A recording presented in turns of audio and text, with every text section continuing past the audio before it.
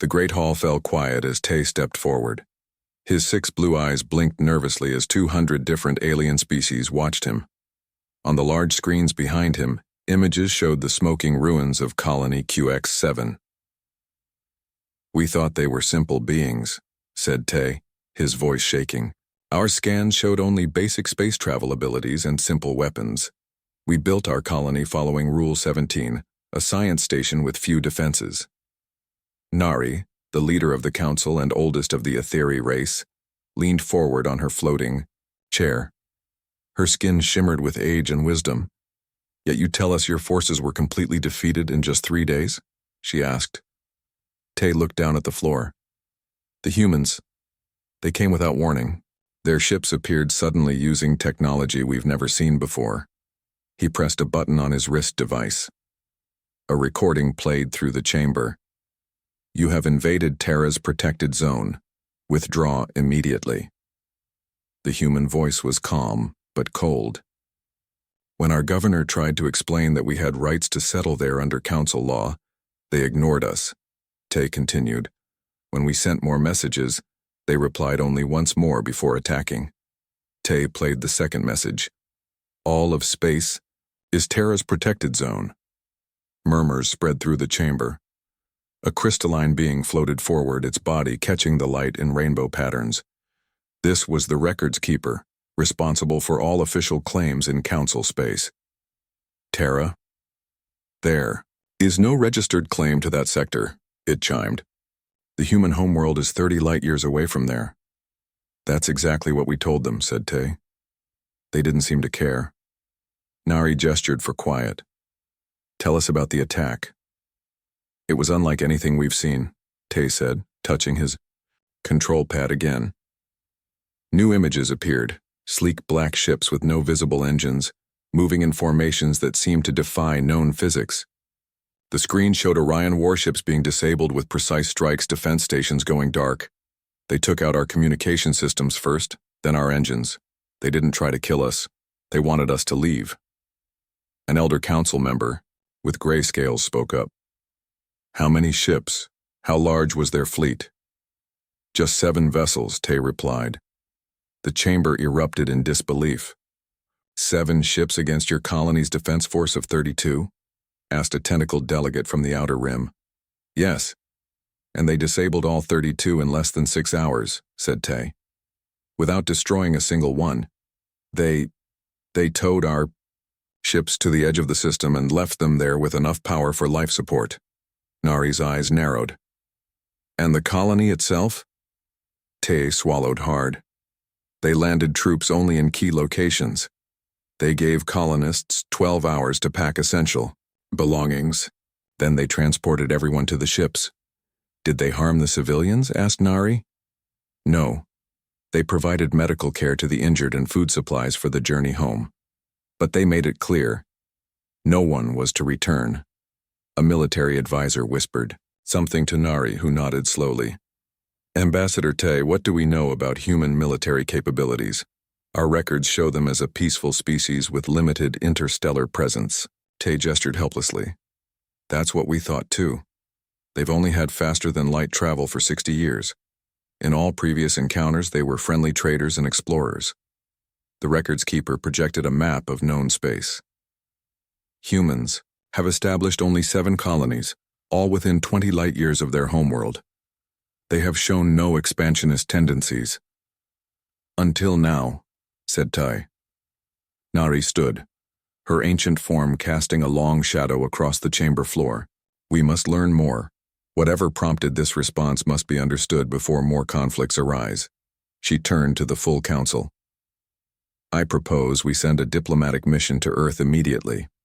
We must understand what Terra means to them, and why they believe they have claim to worlds far beyond their reach."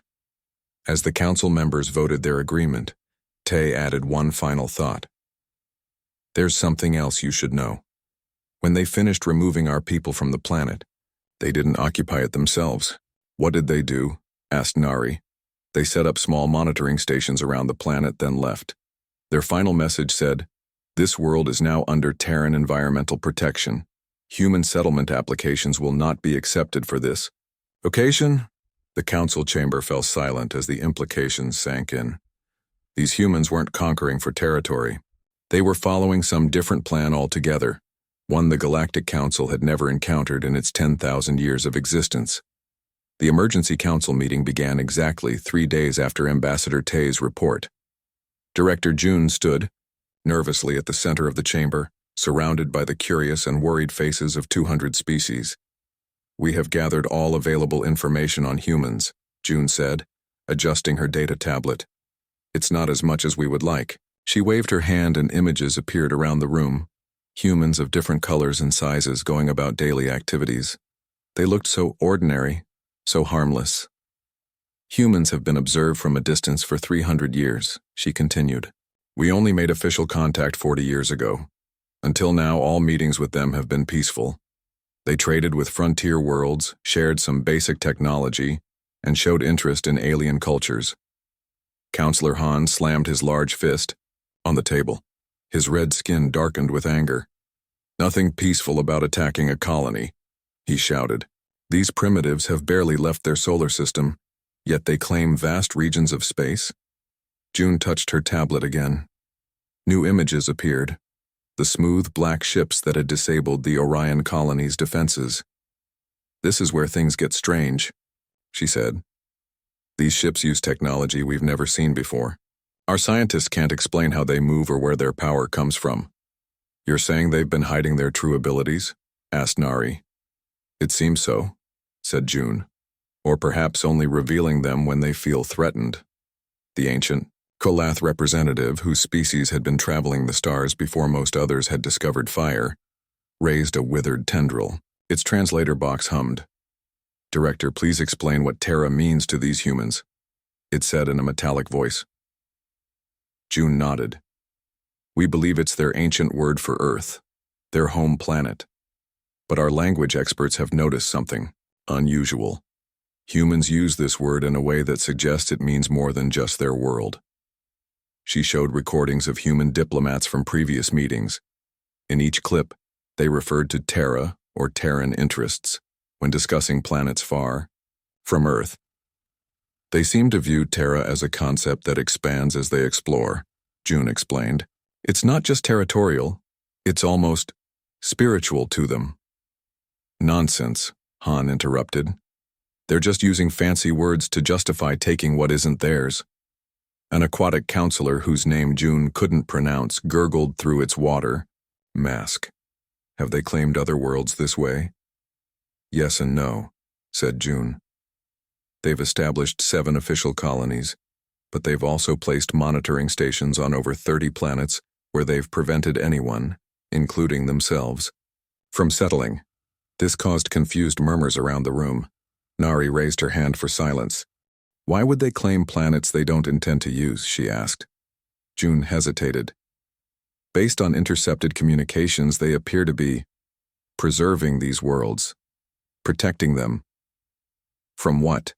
asked Han with a snort. "From exploitation," said June.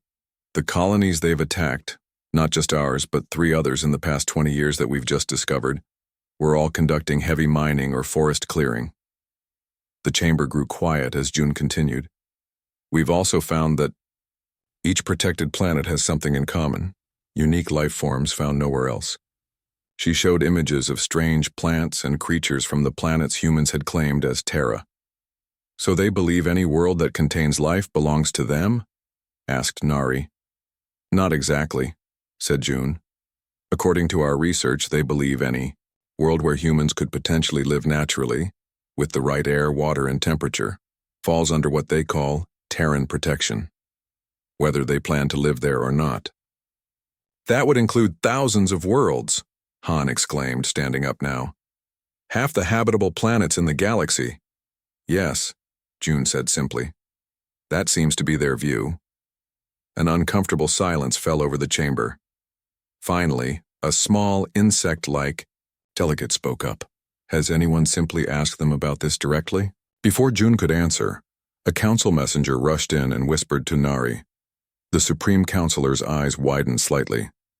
"It seems we will have that chance," she announced to the assembly. "A human diplomatic vessel has just entered our system. They are requesting an audience. The council erupted in noise. Nari raised her hand again. They call themselves representatives of the Terran Protectorate, an organization we have no prior record of. Their ambassador wishes to discuss what they call the recent misunderstanding. Misunderstanding? Han shouted. They attacked a council colony. Nari's ancient face remained calm.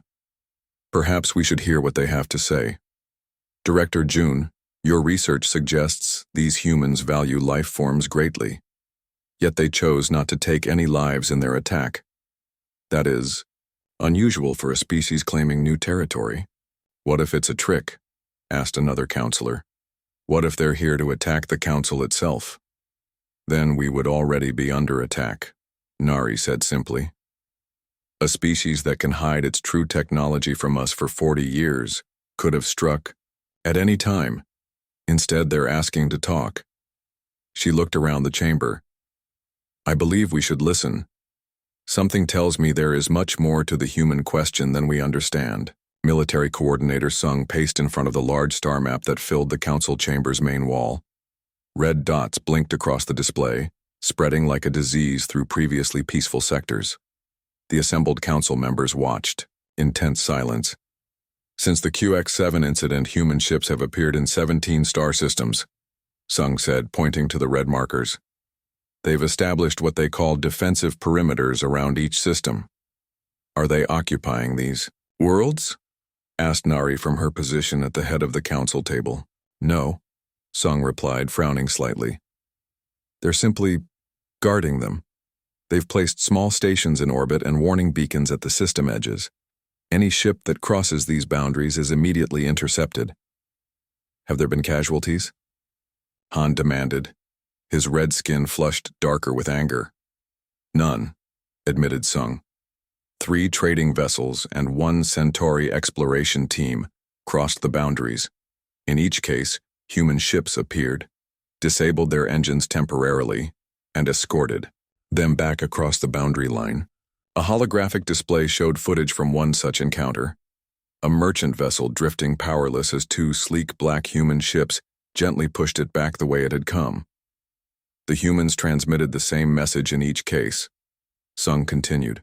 You have entered a Terran protected zone. Please respect boundary markers in the future. And these 17 systems, what do they have in common? Asked Nari. Sung gestured, and the map changed to show planetary data. All contain habitable worlds with unique ecosystems. 12 have native life forms found nowhere else in our records.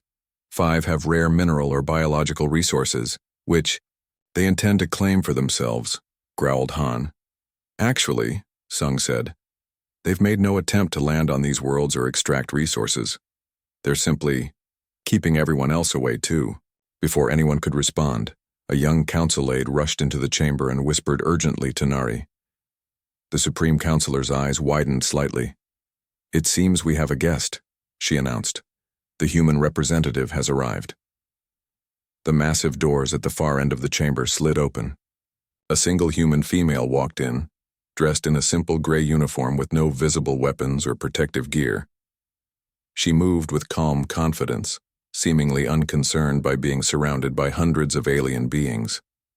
I am Ambassador Jin, representing the Terran Protectorate, she said in a clear voice that needed no translation device. Thank you for agreeing to meet with me regarding the recent events. Nari inclined her head slightly. We are concerned about your military actions in Council, Space Ambassador, as we are concerned about Council actions in Terran protected zones, Jin replied evenly. Han rose from his seat, towering over the human. You have no authority to declare protected zones without Council approval. Your species has barely joined Galactic Society. The human looked up at Han without fear. We didn't join your society, Counselor. We simply made contact with it. Terra has its own laws and responsibilities that predate our awareness of your council. Murmurs spread through the chamber at this bold statement. Your forces attacked an established colony without provocation, Nari said, bringing the focus back to the main issue. Jin turned to face her. The colony was established in violation of the Terran Boundary Directive, which was transmitted to all species upon our first contact. It states clearly that any world where human life could naturally be sustained is considered under Terran protection.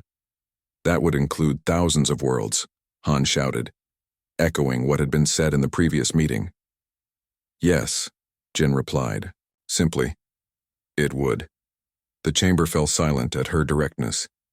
Ambassador, Nari said carefully, you must understand how this appears to the Council. A relatively new spacefaring species suddenly claiming protection rights over vast regions of space, enforcing these claims with previously hidden military capability.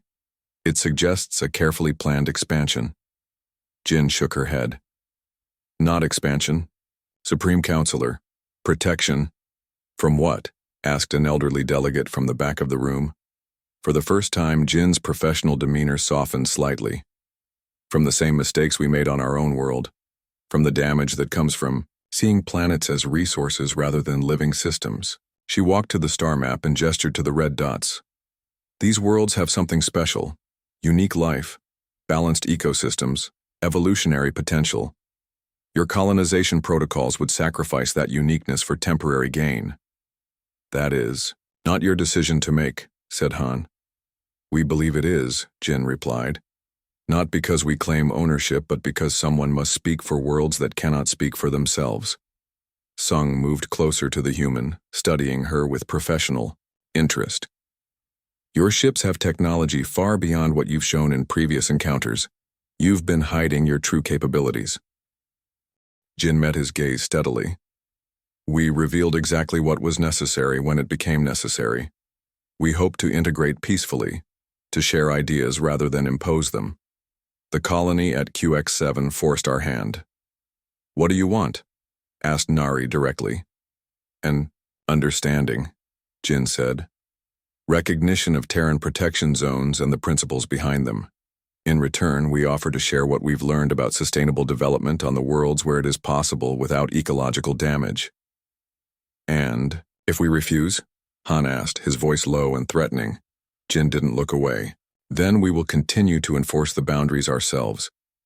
We don't seek conflict, Counselor, but we will not compromise on this principle. The unspoken message was clear to everyone in the room. The humans were not asking for permission. They were offering cooperation instead of continued confrontation. The Council delegation stepped through the massive glass doors of the Environmental Heritage Museum in New Beijing. 5 aliens from different worlds led by Supreme Counselor Nari and Counselor Han followed Ambassador Jin into the vast entrance hall. Their eyes widened at the sight that greeted them. A complete rainforest grew inside the building with trees, reaching toward a glass ceiling hundreds of feet above. Birds with bright feathers flew between branches. Small animals moved in the undergrowth. The air was warm and wet. This is a recreation of the Amazon rainforest as it existed 2,000 years ago, Jin explained, before the Great Burnings. Nari's silvery skin reflected the green around her. You keep a forest inside a building? We keep memories inside this building, Jin replied. Living memories of what was lost. She led them along a clear path through the trees. As they walked, the forest gradually changed. Trees became fewer. The animal sounds decreased. Finally, they reached an area where the trees were just stumps and the ground was bare dirt. This is how much of Earth looked 500 years ago, Jin said quietly. We called it progress then, Han snorted. All developing species go through such phases. Yes, Jin agreed, but not all learn from them in time. They continued walking, entering a new section of the museum. Here, long hallways displayed preserved animals and plants behind glass. Small signs explained that these species no longer existed outside of DNA banks. 6 mass extinctions have occurred on Earth, Jin explained. 4 were natural disasters, asteroids, climate shifts, but the 5th and 6th were caused by humans. A delegation member with transparent skin asked, You destroyed your own world's life? We nearly did, Jin said. We didn't understand how connected everything was. We thought we could take what we wanted without consequences. They entered a circular room where the walls were covered with moving images. Forests regrowing, rivers clearing, animals returning to areas they had abandoned. "This is the Great Restoration," Jin continued. 300 years of work to save what remained and bring back what we could. It cost more than all our wars combined. Millions died in the resource conflicts before we understood what had to be done. Nari watched the images with interest. "Your people seem peaceful here, families with children looking at your exhibits, yet your military response to the colony was decisive." "We are peaceful," Jin replied, "but peace requires boundaries." She led them to a new display, a detailed model of the planet where the Orion colony had been established. "The Orion colony was built on a world with unique biodiversity," Jin explained. 17 plant species found nowhere else. Their mining operation would have destroyed 3 of them within 10 years. "And that justifies military action?" asked Han. Jin stopped walking and turned to face the council members. "We sent 17 warnings before the first ship was deployed. Each warning explained the ecological impact of their mining method. Each was ignored. The Orion Confederacy believed us weak because we chose diplomacy first," she added. "That was their mistake." The delegation continued through the museum, passing displays showing Earth's climate history, the rise and fall of human civilizations, and the first human steps into space. They paused at a large window overlooking a vast plaza where thousands of humans went about their daily lives. "When we finally reached the stars," Jin said softly, "we carried our history with us, the understanding of how fragile life is, how easily it can be extinguished. When we found other worlds with life, or the potential for life, we recognized something our ancestors did not." "And what was that?" asked Nari. "That we had a responsibility beyond ourselves." Jin turned to face the council members. "We don't claim these worlds to use them. We protect them because they deserve protection." Han crossed his arms. "Pretty words, but your actions remain those of conquerors." Jin led them to one final exhibit, a holographic display showing dozens of planets, each with detailed information about their ecosystems. "These are the worlds under Terran protection," she explained. "Notice something about them? Humans have settled on only 7. The rest remain untouched except for small research stations that study and monitor without interference." Nari moved closer to the display, her ancient eyes taking in the information. "You protect worlds you don't even inhabit?" "Yes," Jin replied. "Because they don't belong to us, they belong to themselves, to the web of life they contain and the potential they hold." As the delegation prepared to leave, a small human child ran up to Jin and handed her a drawing. It showed a simple picture of Earth surrounded by stars with the words, "All home," written in childish letters. Jin smiled and thanked the child, who ran back to her parents. "Our children are taught from birth that Terra isn't just Earth," Jin explained to the watching council members. "Terra is the principle that all life is connected across the galaxy.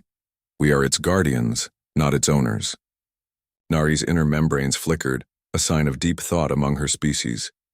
"Your people define themselves as protectors, not conquerors." "We define ourselves as Terrans," Jin answered simply. "And wherever life may flourish is Terra." The great Hall of the Galactic Council had never held so many beings at once. 1 year had passed since the QX-7 incident.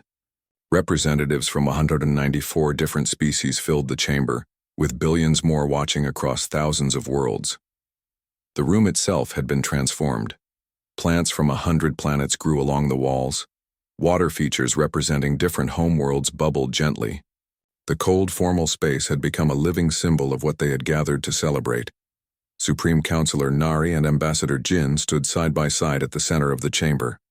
Before them floated a simple crystal sphere, the traditional signing object for major galactic treaties. "Today marks a new understanding," Nari announced, her voice carrying to all corners of the vast room.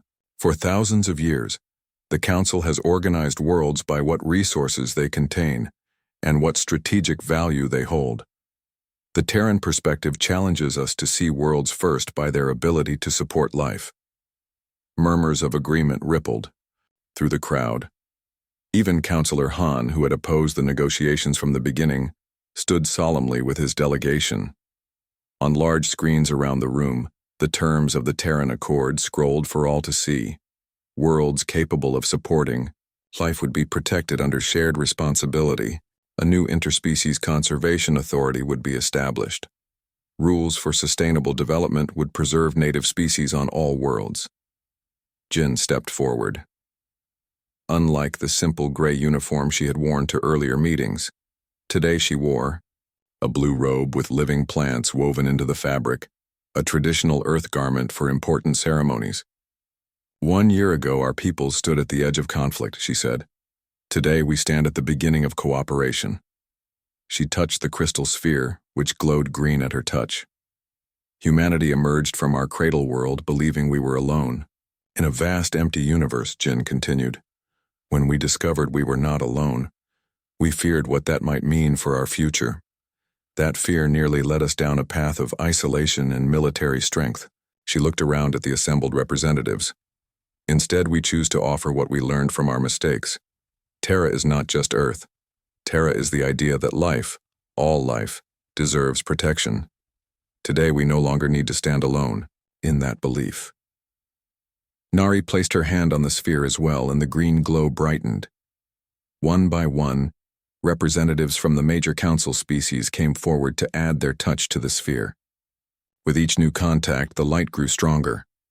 As the ceremony continued, reports arrived from the edges of known space. The human fleets were pulling back from their defensive positions around the protected worlds. In their place, mixed teams of human and council scientists were arriving to study and protect the unique life forms found there. In a quiet corner of the observation gallery, Director Jun stood beside Military Coordinator Sung, watching the proceedings. They could have kept expanding, Sung said quietly.